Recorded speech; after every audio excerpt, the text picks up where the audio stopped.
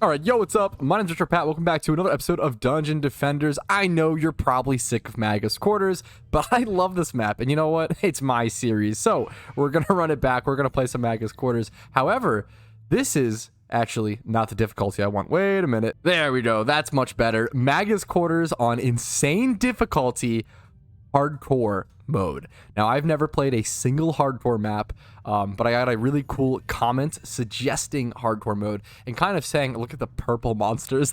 Why is that more terrifying than the red of insane? Only 90 seconds to build, so I'll be walking and talking. But the difference of, are there spider spawns? I don't even know what that minion is. There's 2 minions coming in this wave that I actually have no idea what they even are. I've never even seen that before. So this will be an interesting, fun little test. But what I'm trying to say is that hardcore should give me an XP bonus. An XP bonus, I believe, of... I'm going to have to do something different here, actually. I can't do a bowling ball turret. We'll have to change it up. I should get an XP bonus, essentially, of, I believe, 30% for beating on hardcore mode, which is really cool. And that's important because... Let me go ahead and do my bouncer blockades here. There we go. Sorry, I'm walking and talking, doing and chewing. That's not a saying. The point is, XP bonus if I don't die. The downside of hardcore difficulty will start the wave. The downside of hardcore difficulty is that if you die mid-combat wave, you do not respawn until the end of the wave. So, if I die, it's a big problem. Could just insta-lose. We'll see what happens. A Jinn. What? Okay, I have no idea how these function. Spiders. This might have been a giant mistake. I'll just try to stand over here and see. There's an ogre? Wait, what? I've never seen this mob. Well, now I'm taking damage. I need to be a little more careful. I don't know what this does. Do I have to kill this? It has 100k HP? I thought Nightmare would be a little step up from insane difficulty, but was this... almost a million HP on the ogre? Okay, I'm so... Well... We learned a lesson here, fellas. We learned a lesson, ladies and gentlemen. I'm not even close to being ready for Nightmare. I had no idea it was that hard. Well, you know what? This is like when you're playing baseball or some sort of sport with like your older brother or your dad, and they like take it easy on you and you think you're really strong, and then all of a sudden they actually start dunking on you when you're like 8 years old and you're like, oh, I'm actually way more shit than I realized. Well, that's really good to know. At least I'm aware of how shit I am. All right, back to where I belong. Servants' quarters, insane difficulty, excuse me. That should be plenty hard for me. I've quite literally never played Nightmare difficulty, hilariously. I'm pretty sure that doesn't even exist on, if I'm not mistaken, I don't think Nightmare difficulty exists on Xbox. I'm pretty sure Insane is the highest tier of difficulty. I could be wrong, but I know that I've never played it. So let's go ahead and jump around this map. We're on Insane difficulty, continuing our normal Insane storyline run, going through everything again. I'm excited to defeat the final level on Insane difficulty because I'm pretty sure you get pretty big upgrades from that dragon, which is really cool to see. Now, where do I need to place towers? I need to place them kind of fast, so I should be moving a little better. Let's go ahead and place... They come from here as well. Let's place... here, I guess? Not great. I'm going to be honest. Not the best position, but we'll learn along the way. Let's grab... We don't have much time, man. I'm running really low on time, and I have a lot of towers to place. I just don't know this map super well. This is thankfully an easy one. I can go ahead and just... You know what? Place a... Ooh, should I really use that much mana wave 1 on a bowling ball here? Probably not. But we'll figure it out. That's totally okay. We'll grab that chest and do more. The question is, where else are the minions coming from? We see this area over here. I can go ahead and just place, like, I guess a harpoon, like, here for the time being. Not really good. Hopefully we'll take care of it enough. I should be strong enough. My hero should be, obviously my hero is not super strong, but it should be strong enough to be able to manage whatever minions come in. The only issue is really speed and just getting to things in enough time to actually be able to save them. Like, this is going to be awkward. I'm going to place a harpoon turret here for now. Stuff is coming in. We got these guys coming in.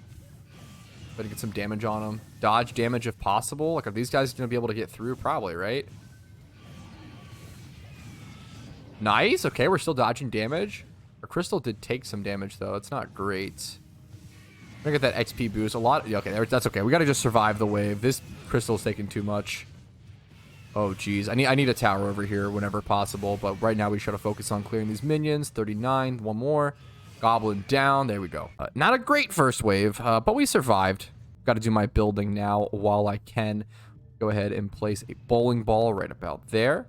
And also put a bouncer in front of it.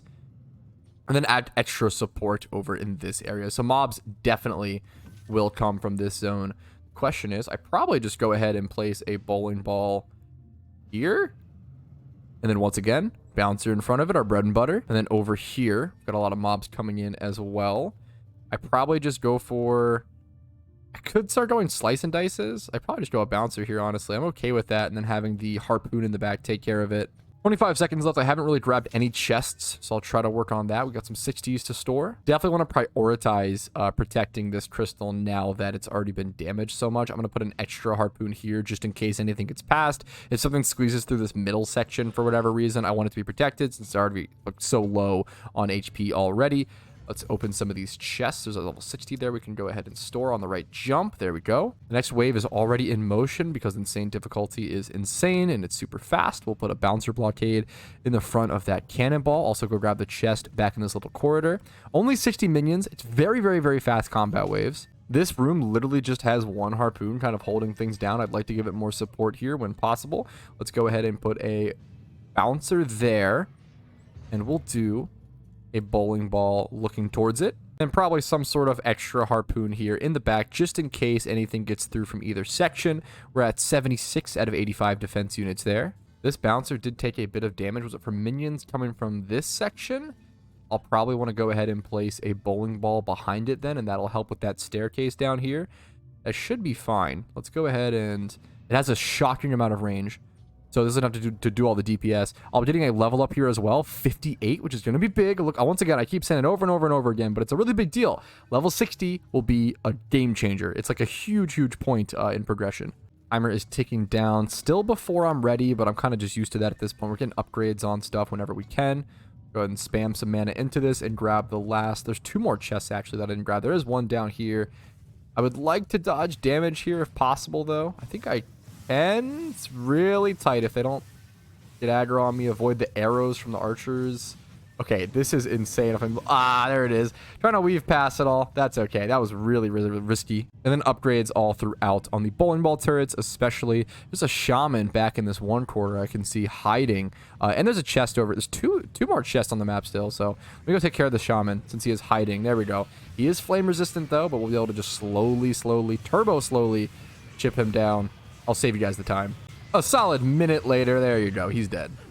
Easy wave completed. No issues for the most part. The scariest part was just getting enough towers. The first wave was the hardest by far so far. We're going to dump into damage quickly so we can continue building. One of the underrated things, you have so little time to actually distribute your level ups during insane difficulty that it's really scary. It's really tough.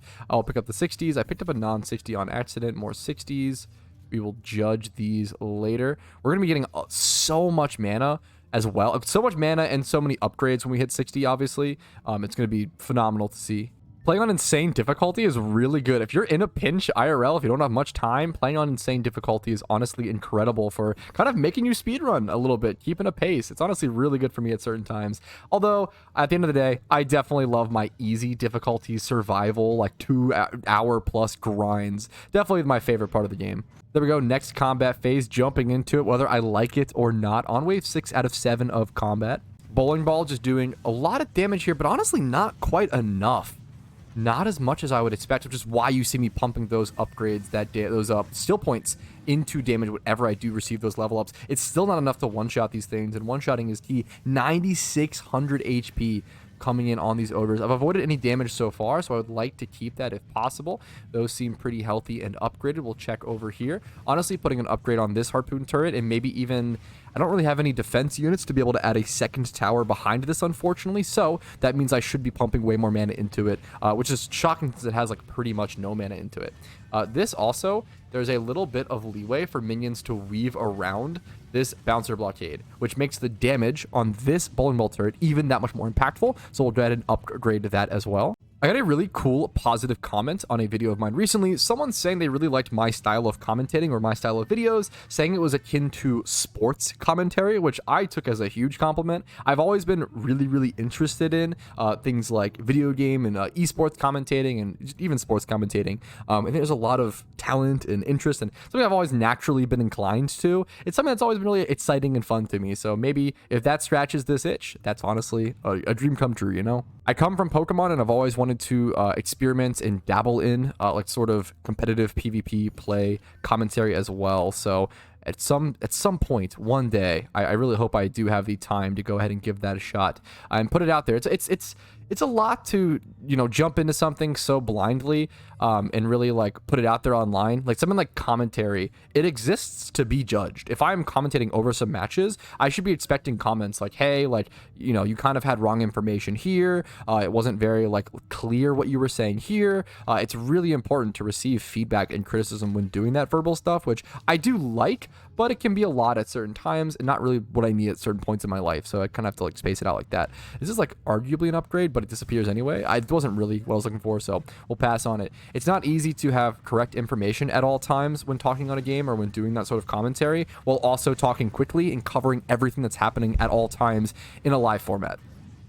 Dungeon Defenders is much easier for me because I am a noob, so I don't have that expectation or requirement to actually have like all of the correct information and yada yada. But if I was commentating over something like Pokemon, something I do have that expectation of being educated on. There's a lot more expectation there, a lot more requirements of me, which is only fair.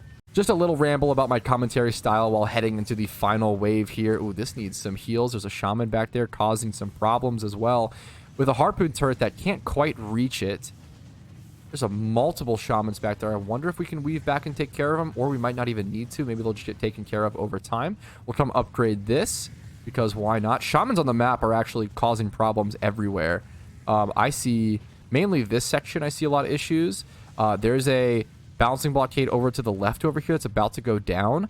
That probably needs some support. It's these multiple, look at this. The multitude of shamans. It's okay, but you can see that as long as that number in the top right-hand corner of the screen is going down, that's all that matters. 351 out of 356. We're almost done here.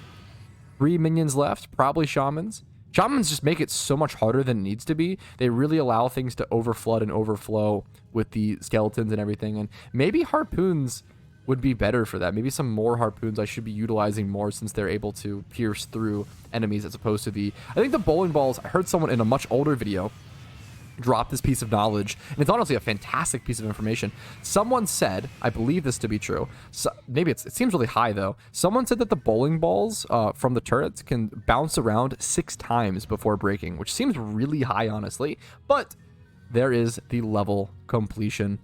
You love to see it. And another level up means more damage. You love to see it. Call me an ADC building, i.e. the way I'm getting that damage stacking. All right, some more possible upgrades, some level 60s to collect. We're at level 59, one more level, and we're at that fabled 60 mark. There's still one more chest on the map that I haven't even checked, so let me go grab that really quick. And let me see how much time. That map took me 12 minutes in total to do. That is wildly fast. It really keeps you on a pace to play Insane. A much quicker video today as we enter our daily upload era, but I'll see you guys with a special episode for the next time when we do hit level 60. I'll see you later. Make sure to like the video if you did enjoy it, dislike if not, and subscribe for more Dungeon Defenders daily video content. Have a great day. Peace, guys. Have fun. Play DD today. Peace, peace, peace, peace, peace, peace, peace.